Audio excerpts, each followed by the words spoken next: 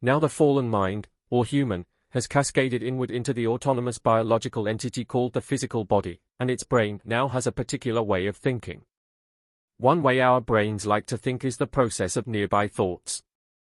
I have one thought, I have a nearby thought, and several other nearby thoughts that wait for their turn in the queue.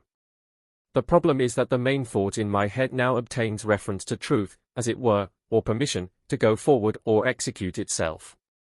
It is a problem because the nearby thoughts are erratic, often illogical, a haystack of random concepts. And our true being, and self-expression, is trapped inside the maelstrom. And since we are far from perfect peace in our mind, the nearby thoughts contain painful memories, conjectured threats and dangers, ideas of doubt and low value, impulses for survival and greed, and these are forming a circle of thorns, a crown of thorns around or in our mind, and we for the most part live inside a little bubble of perceived lucidity inside.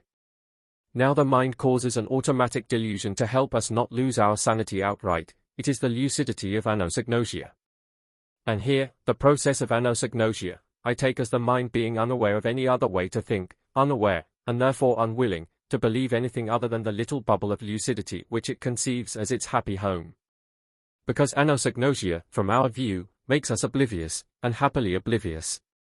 So let us behold the light of truth so that it can enter the paradigms of our brain, and let us practice stillness of mind, thereby resetting the crown of thorns.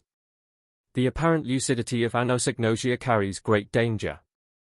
We find spiritual seekers, who, by the delusion of confidence, granted by the automations of the mind, reach out to deep space beings, like Abraxas, to find in them meaning, or a plaything for their spirituality. But it is a delusion of confidence, as we hardly understand anything in life. So should this logic not be a little wisdom, preventing us from playing around with shiny creatures or beings in deep space, who may very well plan to destroy us? And in light of the concept of nearby thoughts, let us learn the lesson of the purple flower. An imaginary conversation may go like this, and God said, "The purple flower does not speak."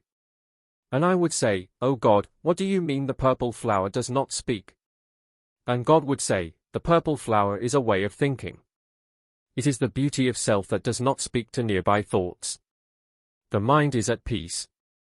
When you must speak to the nearby thoughts, to explain or to obtain reference, you are no longer hidden in the darkness of purple, and then, when you are deterred, you will shrink inward, taking a step inward, and your true being cannot stand at the edges of the interface. Because you must be at the front of your being, and your being at the front of the interface. It is brokenness that looks for reference and permission.